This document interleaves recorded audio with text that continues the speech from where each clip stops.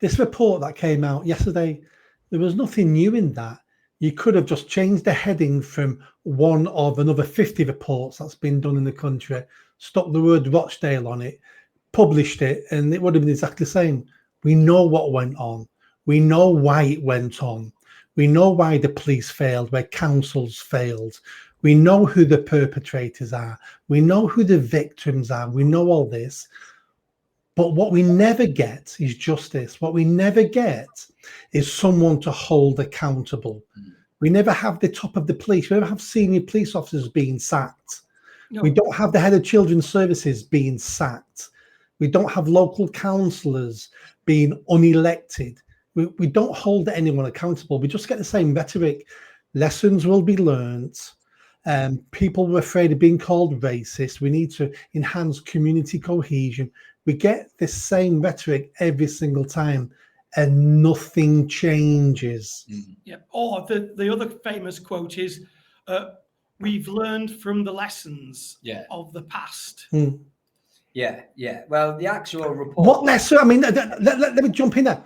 What lessons? When do you ever need a lesson not to rape children? I missed that lesson at school. I always thought that was the right thing to do, not to rape children. Yeah.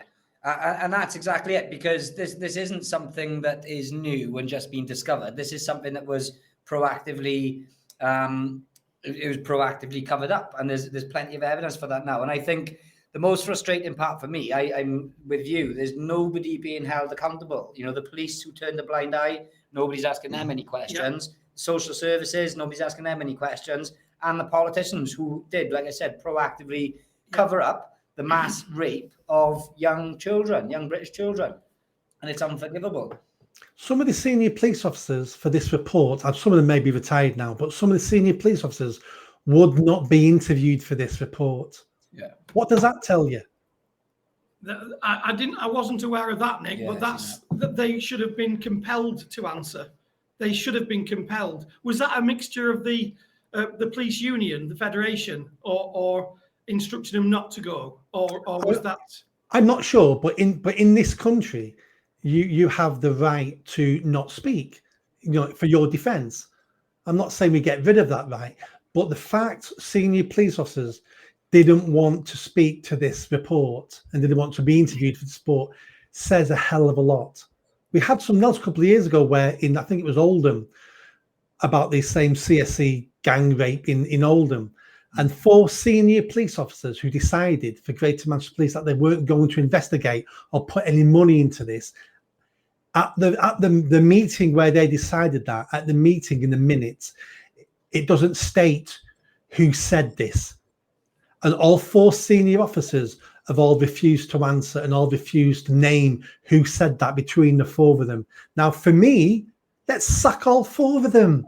Yeah, it's called joint enterprise. So if you're with a group of people committing a crime and one of them stabs someone to death, all 4 of you are charged with murder because you were all together. It's called joint enterprise. Let's do that with senior police officers who won't answer questions, who cover up. Joint enterprise as a rapist, as perverting the course of justice. Yeah. That's what we need to do. But it doesn't happen like that, though, does it, Nick? I'll give you the scenario. It's a true one. The chief constable of, deputy chief constable of Greater Manchester became the chief constable of South Wales Police. He's now been promoted. He's now one of the assistant commissioners down in the Met Police. He was actually in Yorkshire. Not Bradford. Rotherham. He was in Rotherham, and he was there at the very time that all this was being committed. And we've got a senior police officer on our team, and he said at the operational meetings on a Monday morning or whenever they had it, it would have been inconceivable that he would not have known about what was going on, even if it wasn't in his district, because of his rank, because of the position of himself.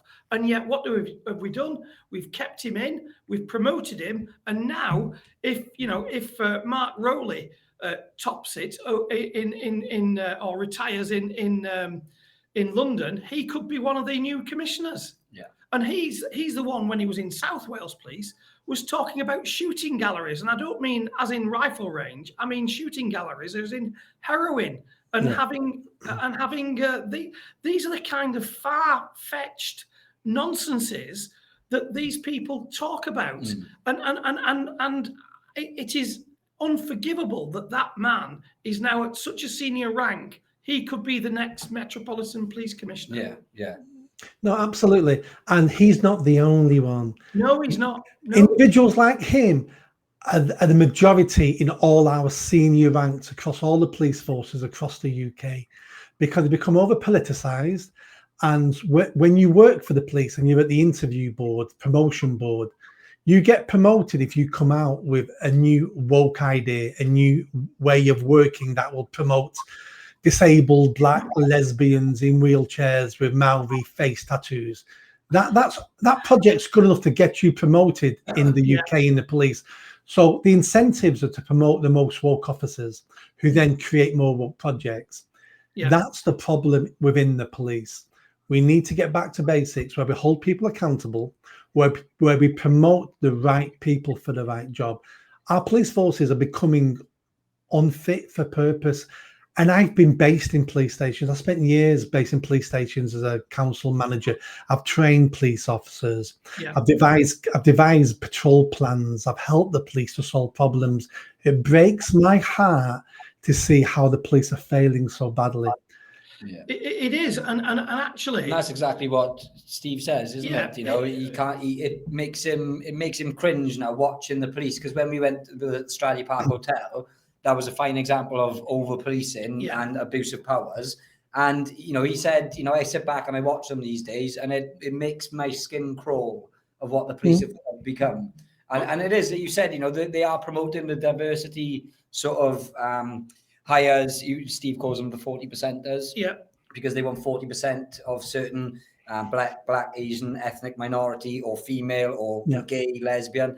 So it's not the police forces you would expect it to be anymore, is it? No. And Nick will tell you that actually, when they do get their act together and they do police places like Hume, which were at one time no-go areas, you know, and Whalley Range and South Manchester, it's now you know, at a point where we're going to go back into with guns and Gunchester and no areas where you can go, because they've gone from being, you know, good detectives and good police force to, as you say, they're more concerned with pulling you if you've misgendered somebody. Well, that's it.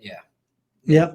One slight correction: if you've been to Hume recently, Hume now is gentrified, meaning you couldn't afford a place in Hume anymore.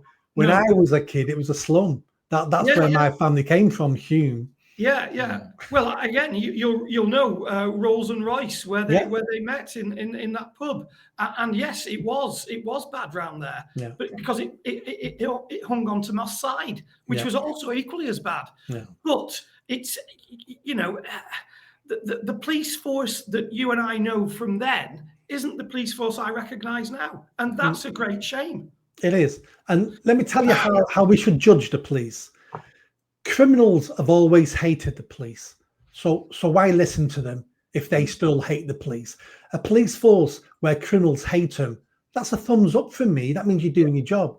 But how we judge the police now is law-abiding citizens are beginning to dislike the police, are beginning to despise the police, now have no respect for the police. That's how we know our police forces are failing across the country, because law-abiding citizens are not on their side anymore. How did we fall this low so quickly? If you like that video, don't forget to subscribe to the channel, hit that notification bell and comment. And if you like what I'm saying about running for Mayor of Greater Manchester, then stick around. Tell your family, tell your friends. The only way I'm going to have a chance of winning is a grassroots movement. So be part of that movement and hit that bell. Thanks.